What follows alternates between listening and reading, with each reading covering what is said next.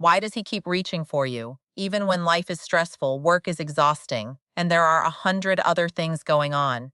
Is it simply physical? Is he just being selfish? Or is there something deeper happening inside him? The truth is, male desire is more complicated than most people realize. Why does he want to bang you all the time? This is understanding male hormones 101, okay? Have you ever wondered why he literally wants to bang you all of the time?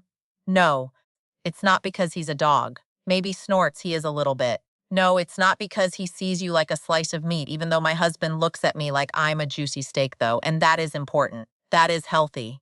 And no, it's not because he doesn't disrespect you, okay? It's not any of those things. So let's start at the core of it, shall we? Because if you don't understand what you're biologically dealing with your man, you're going to make your life and your man's life miserable forever. Men literally produce between 10 and 20 times more testosterone than women. That is not a small gap, girl. That is an entirely different hormonal reality. And here's what you women don't realize. Testosterone doesn't just drive sex. It drives his aggression, his ambition, his competitiveness, and his literal need to pursue, protect, and provide. Those are not separate functions. They are one engine. So, the same hormone that's fueling his drive at work is the same hormone that makes him protective. It's the same hormone that motivates him to build a future, and it's the same hormone fueling his desire for you. Do you understand? You can't split them apart. You can't separate them.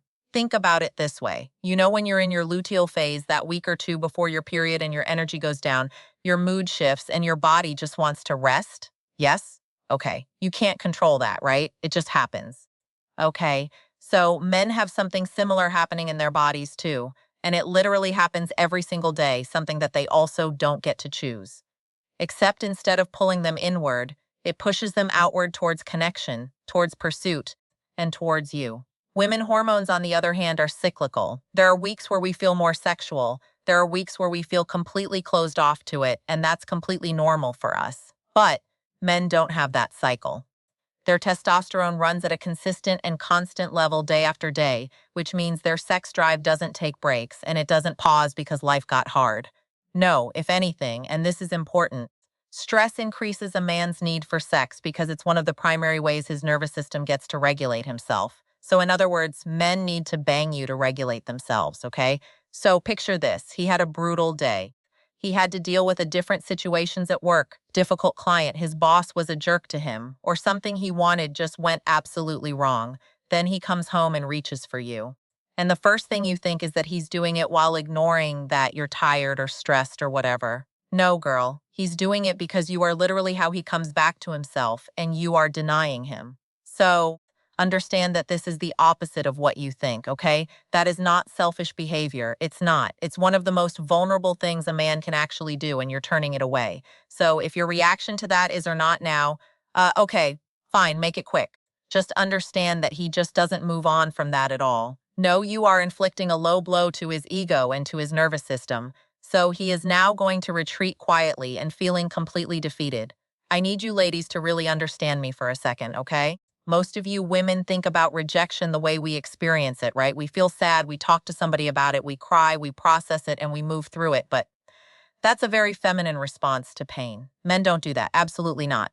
For a man, being turned down by his own woman repeatedly, dismissively, or both, it doesn't just hurt him in the moment. Nope, it hurts at the level of his masculine identity, his sense of being wanted, his sense of being enough, his sense of his masculinity takes a pretty hard blow, okay? And he is never going to tell you that. He will not come to you and say, you know what? When you pushed me away last night, I felt unwanted and really hurt. No, he's not going to do that. He's just going to get quiet. He will stop reaching out and he will be probably somewhere else emotionally, far, far away, and that is your fault. Here's a scenario, okay? I've seen happen more times than I can count. A couple has been together for a few years. In the beginning, the intimacy was awesome. It was consistent, but then life happens, kids happen, the career pressure goes up, and the stress skyrockets, okay? And then the woman pulls back on initiating. It's not because she is a downer. No, it might not be that, but because emotionally she is drained, okay? And then he reaches for her at night and she says no. Even worse, she doesn't say anything. She just rolls over. And then this happens a few times more and more, and then a few times more. And guess what happens?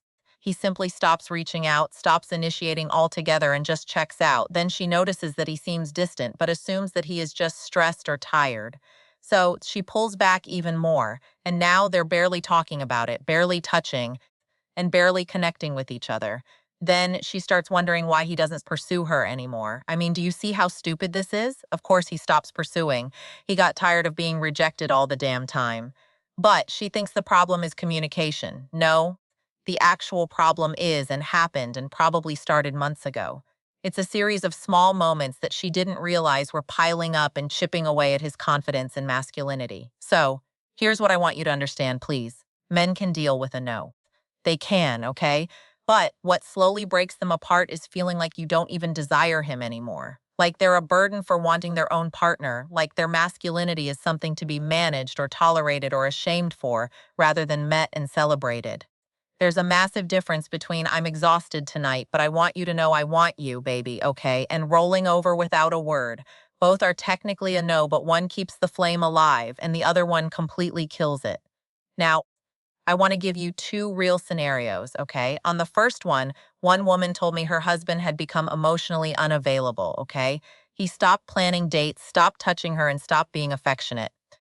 She thought he was depressed or checked out of the marriage. So when I asked her about her sex drive, it all became clear. She listed every reason why she was too tired or too stressed or too exhausted from the kids, right? Let me tell you that all those reasons are valid, but she hadn't considered for a whole single how to for the household about that. It was all about me, me, me, me, me, me, me, me, me. But him, zero, nada, zilch, nothing. So now in my case, it's the total opposite, okay? I have been in my luteal phase, and I know my sex drive is at its absolute bottom. I want nothing to do with it, okay? Well, yesterday I told my husband, hey, it's been a few days since you've gotten any. I know I'm not down for sexy time, okay? But if you want to get off, just tell me and I will help you, okay? My husband giggled and smiled at me and said, I know, baby. I'll tell you when I can't hold it anymore, okay? See? Simple. It is called awareness and communication, and it's actually about giving a damn about your partner and not making it all about yourself. Stop being selfish, ladies. So here's where it all comes down, okay? Maybe you should take some notes too.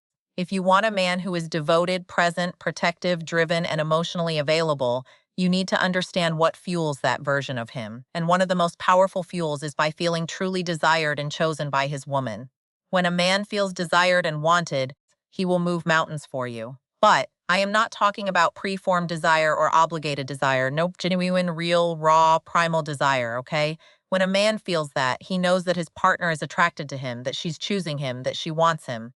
And it doesn't just affect the relationship positively, it affects everything. His confidence, his energy, his drive, the way he walks into a room, and the way he shows up for you. Remember, the same way that you crave emotional connection, he craves physical intimacy.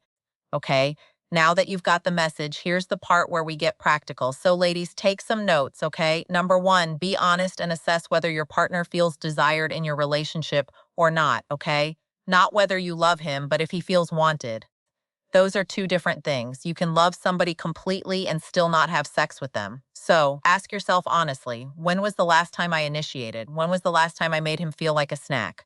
Number two, change how you say no, because sometimes the answer is no, and that's okay. But your delivery is everything. I'm exhausted, but I want you to know I want you beautiful. That hits completely differently than not tonight or much worse, just complete silence. So make sure that even when the answer is no, the message underneath is still you are still wanted here. Three, initiate for the love of God. Do it. This one is huge. Men carry the weight of the world in initiating almost constantly. And there are very few things that have bigger impact than a woman pursuing her man. It doesn't have to be over the top. It can be a spicy text in the middle of the day, a sexy look from across the room, coming to him first. I mean, girl, it's not hard to tease or turn on a man, is it? It's not. So do that. That alone shifts your entire relationship dynamic. For have the actual conversation, but do it right. Not in the middle of a fight, not at the end of the night where you two already said no and the tension is high. In a calm moment, talk about what's happening. Tell him what you need. Ask him what he needs, right? Build a bridge instead of two people sitting on opposite sides wondering what went wrong. Communicate, woman, communicate. Five, understand that this is maintenance, not a one-time fix, okay?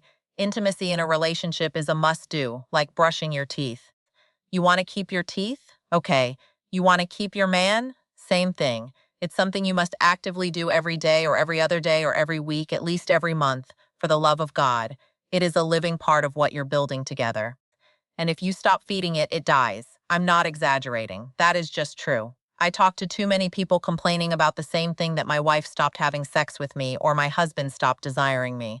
It's been 10, 15 years, and now I don't know what to do. I'm honestly sick of hearing that, because it's like, let's do something about this, right? If you want a solid relationship, you have to learn to see your partner fully, not just the version of him that's convenient, but the real, complete, biologically and emotionally driven human being that he is. That is what love actually looks like. Love is a verb, not a noun. Love is action. If this video resonated with you, please subscribe to my channel. More is coming. Like it, comment, and share it with your partner, okay? Share it with the people you care about. Send it to a friend.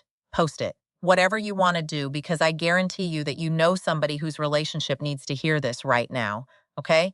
And if you ever want to go deeper, if you're a woman who's ready to build not just a stronger body, but a stronger, more grounded version of herself in every area of her life, the link is in my bio if you want to work with me, okay? It's in the description. I work with women who are serious about doing the real work, okay? So subscribe if you're new here. More is coming. We do not do surface level content on this channel, okay? We talk about the things that people are thinking but not saying, okay? So I'll see you in the next one. Writer's resources. Have you ever wondered why your man seems to want you all the time? Why does he keep reaching for you, even when life is stressful? Work is exhausting, and there are 100 other things going on. Is it simply physical? Is he just being selfish? Or is there something deeper happening inside him? The truth is, male desire is more complicated than most people realize. And if you understand what is happening beneath the surface, you may start looking at his behavior very differently. Men and women can experience desire differently. For many women, desire can be strongly influenced by emotions, stress, hormones, connection, and the circumstances around them. For many men, physical desire can remain a much more consistent part of their experience, and testosterone plays an important role. But here's where things get interesting. Testosterone isn't only connected to sexual desire.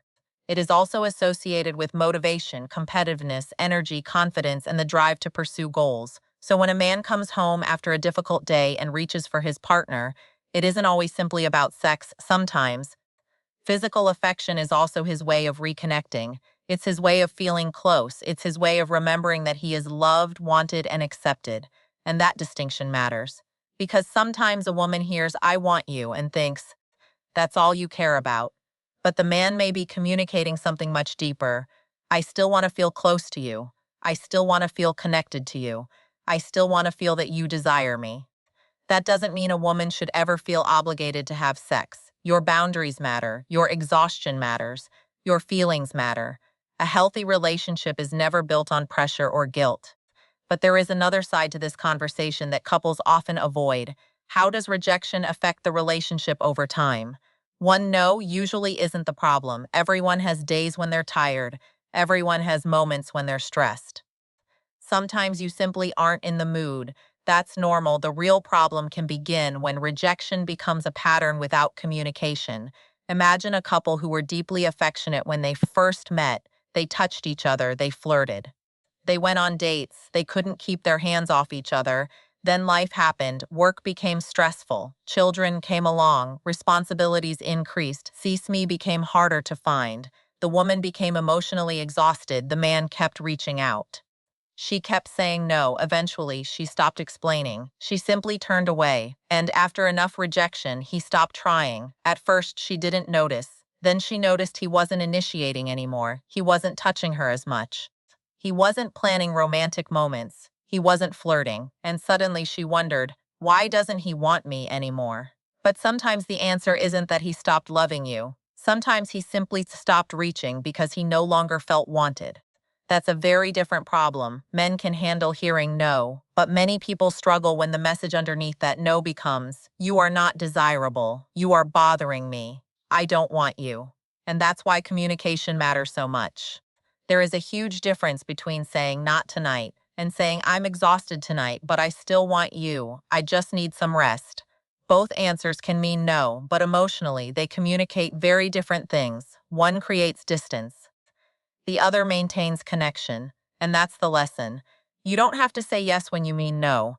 You don't have to ignore your own needs to keep your partner happy, but you can communicate your boundaries without making your partner feel unwanted. That is emotional maturity. Now let's talk about something else that can completely change a relationship creation. If one person is always expected to initiate affection, eventually that person may begin wondering, does she actually want me? Am I the only one trying? Would she ever come toward me if I stopped? That's why sometimes a simple gesture from you can have a much bigger impact than you realize. A kiss before he leaves for work, a loving message during the day, a long hug. A playful look across the room, sitting next to him instead of across the room, touching his arm, telling him that he looks good. These things may seem small, but small signals of attraction can remind your partner, I am still chosen, I am still wanted, I still matter to her. And that feeling can strengthen emotional intimacy as well as physical intimacy. But don't turn intimacy into a responsibility or a chore. That's another mistake couples make. Sex should never become a transaction. It shouldn't be. I did this for you, so now you owe me. And it shouldn't be, if you loved me, you would do this. That's not intimacy. That's pressure. Real intimacy requires two people who feel safe enough to communicate honestly. So if your desire levels are different, talk about it. Don't wait until you're angry. Don't wait until one person completely shuts down. Don't start the conversation in the middle of an argument. Choose a calm moment. Look at each other. Ask questions. What makes you feel loved? What makes you feel desired? What makes you feel rejected? What do you need more of from me? And then listen, not to defend yourself, not to win. Listen to understand, because sometimes the person you're arguing with isn't your enemy. They're the person who desperately wants to feel close to you, and that changes everything. So here's what I want you to remember. Love isn't only about how strongly you feel something inside yourself. Love is also about how clearly your partner can experience that love from you. You may love him deeply, but does he feel loved? You may be attracted to him, but does he feel desired? You may care about him, but does he feel appreciated? Those questions matter. And the same thing goes both ways. He should be asking himself the same questions about you. Do you feel wanted? Do you feel appreciated? Do you feel emotionally safe? Do you feel heard? Because a strong relationship isn't built around one person's needs. It's built when both people learn to see each other. So if your relationship has become distant, don't immediately assume the love is gone. Sometimes the connection simply hasn't been maintained. Start small, talk again, touch again, law together again. Flirt again, make time for each other again, and most importantly, stop assuming that your partner knows what you're feeling. Tell them if you're exhausted, explain it. If you're stressed, explain it. If you want affection but aren't ready for sex, say that. If you miss them, tell them. If you still find them attractive, let them know. Never underestimate the power of being intentionally chosen, because physical intimacy is not just about the physical act. For many couples, it becomes one of the ways they communicate affection, attraction, reassurance, closeness, and connection. And when that part of the relationship disappears completely, couples can sometimes begin feeling like roommates instead of partners. So don't ignore the problem. Talk about it, work on it together. And remember this, you don't owe your partner your body, but you do owe the relationship honesty, communications, respect, and genuine effort, and he owes you the same. That's what healthy intimacy looks like. Not pressure, not guilt, not manipulation, understanding, attraction, communication, and two people choosing each other again and again. If this message spoke to you, subscribe to the channel, turn on the notification bell, and share this video with someone who needs to hear it, because sometimes one honest conversation can change the entire direction of a relationship, and sometimes the person you're trying to reach